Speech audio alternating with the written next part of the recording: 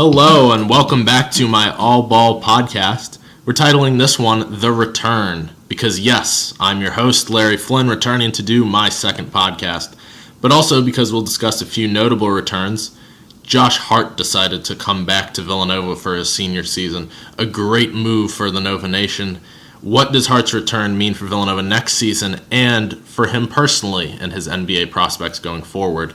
We'll talk about that on the show, and also LeBron and the Cavs return to Cleveland for Game 3 tonight. How can the Cavs regain some momentum and begin to creep back into this series against the Warriors? I'll explore this and a little bit more in Episode 2. But before we begin, I'd like to give a shout out to Caroline Foley, the co-editor-in-chief of the Villanovan, a graphics extraordinaire who designed my new graphic. Looks terrific, wouldn't you say?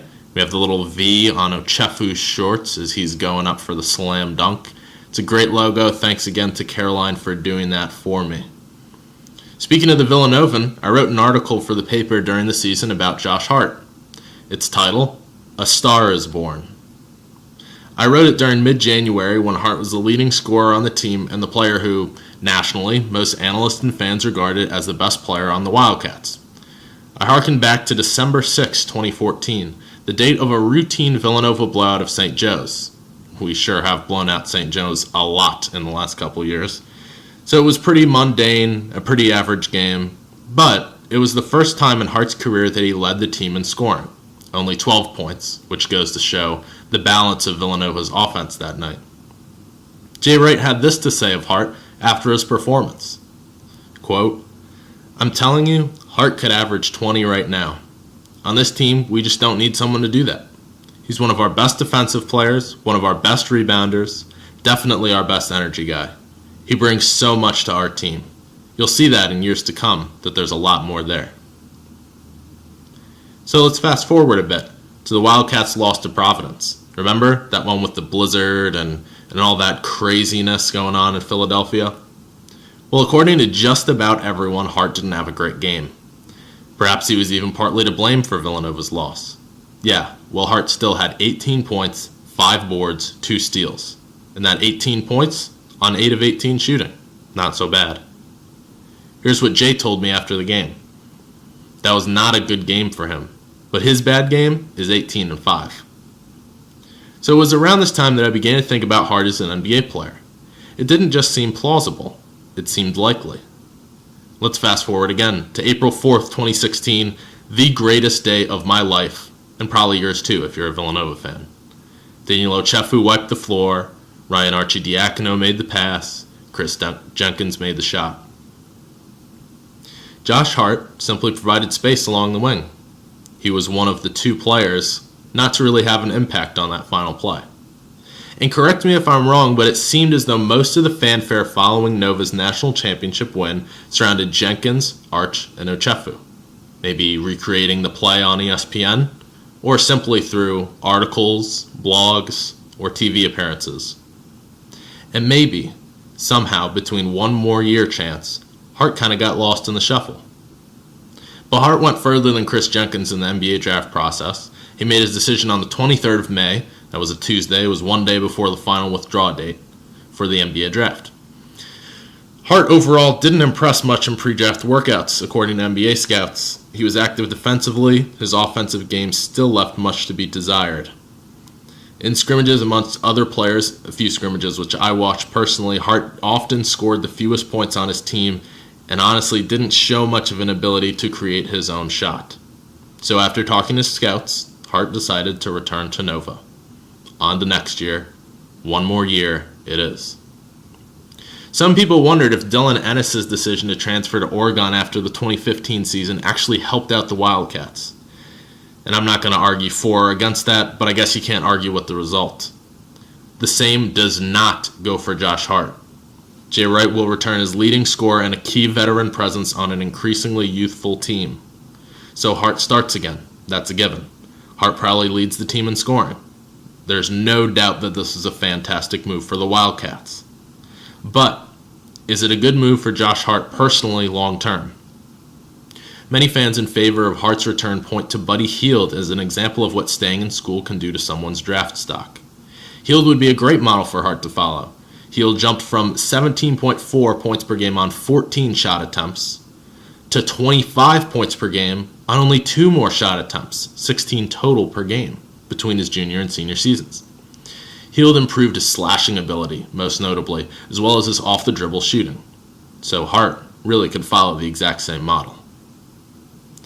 But Buddy played in a system that didn't let him showcase his strengths. I'm not sold that Villanova's offense will let Hart run wild as Buddy did his senior season. Since the Arcidiacono era began in 2012, the Wildcats' leading scorer has plateaued around 13 to 15 points per game. In the 2012-13 season, Pinkston averaged 13.3 to lead the Wildcats. In 2014, it was Bell who led the way with 14.4 points per game. In 2015, it was Darren Hilliard at 14.3. And last year, it was Hart at 15.5 points per game. And although the Wildcats are losing 22 points per game from scoring outputs of Ochefu and Arch, it's unlikely that most of that scoring load falls on Hart's shoulders. Chris Jenkins, the most confident guy on the team, will probably shoot even more next season, following up the momentum of the greatest shot in NCAA tournament history. Phil Booth's underwhelming regular season, we discovered, was due to mono and knee pain. That's not going to happen again. Jalen Brunson is set to make the leap, something which I'll talk about in another podcast, and role players like my man Mikal Bridges, Darrell Reynolds, and Dante DiVincenzo will all see an increase in minutes and production. I'm sure those players will all improve by at least 2 points per game apiece, or roughly 12 to 15 points per game in total. And that's not even mentioning Omari Spellman, who will likely be able to contribute from day one. And that's not even considering Eric Pascal, former A10 Rookie of the Year, who, let me tell you, is going to be very, very good. So Hart doesn't need to score any more points, probably. He might be called upon to make the most important plays next season, but he won't need to make all the important plays throughout the duration of the 40-minute game. So Hart probably isn't going to become Buddy next year. And, like Wright said, it's not because he can't, but because Villanova plays a team-oriented offense that allows all players to get involved. And Nova Nation should prefer it that way, since it's one of the reasons a second banner will be hung at the Pavilion this fall. So instead of trying to be Buddy, Hart should follow the path of another Wildcat, Darren Hilliard. One of my all-time favorite Villanova players, so much so that I even have his Detroit Pistons jersey. Hilliard stayed all 4 years at Villanova, much like Hart. And, again, much like Hart, seemed to fit the mold of a swingman whose game would translate into the NBA. While Hilliard slightly regressed, yes, regressed, you can look it up, statistically between his junior and senior season, he undoubtedly improved many different facets of his game. He improved in many of the same areas as Buddy, like his off-the-dribble moves, finishing, etc. But it simply didn't translate to statistical production on the court. But consider this. Why don't you name a token play from Darren Hilliard's junior year? I'm waiting. Can't think of one? There's a reason. Now recall his senior season. Remember that buzzer beater against Butler? Remember when he poured out his heart and soul into every one of the 27 points in a valiant effort, albeit a loss, against NC State?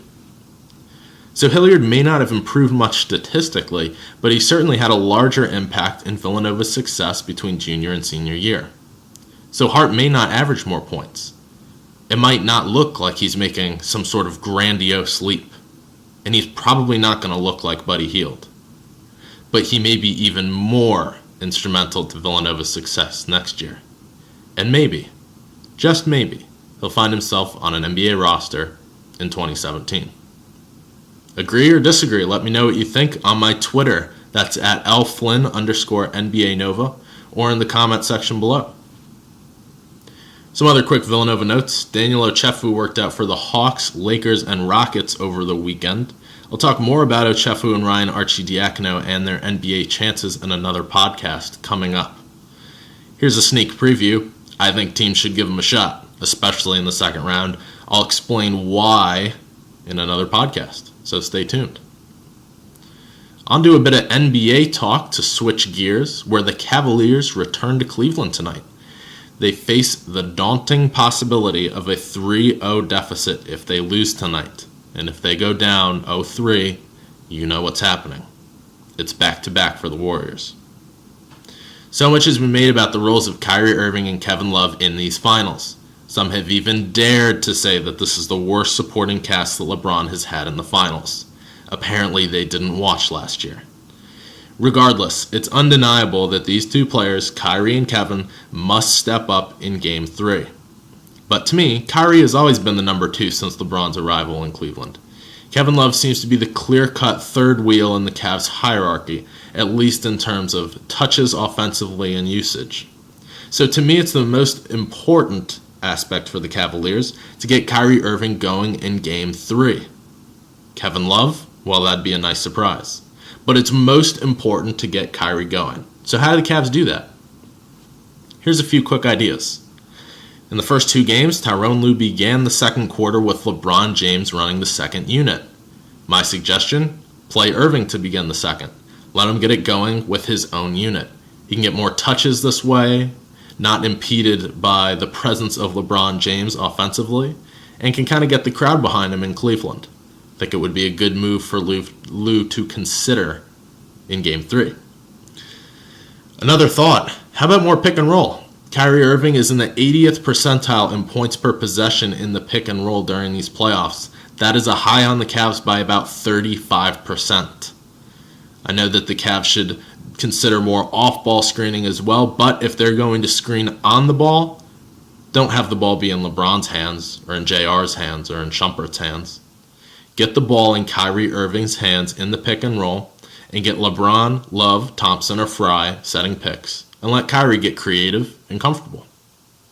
Speaking of Fry, here's a surprise stat. The 7 highest 3-man Cavs lineups all did not feature LeBron James. Shocker. Instead, Channing Frye is in 6 of those 7 top-performing lineups, even if it's a small sample size. So, what do you think I'm going to say? Play Channing Frye. He only played a combined 11 minutes in the first 2 Cavs losses. The same guy who fueled comeback runs against Toronto and who was instrumental in changing the Cavs' offensive demeanor and execution. Play Channing Frye. Should I say it again? So who wins tonight? I got Cleveland, honestly. I think the Warriors' backs aren't against the wall. They don't need to win tonight. On the other hand, the Cavs do. And I say they do it by 10 to 15 points. And that's the show. Like I said, tweet at me. That's at @LFlynn_NBA Nova with comment. I always welcome discussion. Subscribe to my YouTube channel and comment below. Thank you, as always, for listening to Larry Flynn's All Ball podcast.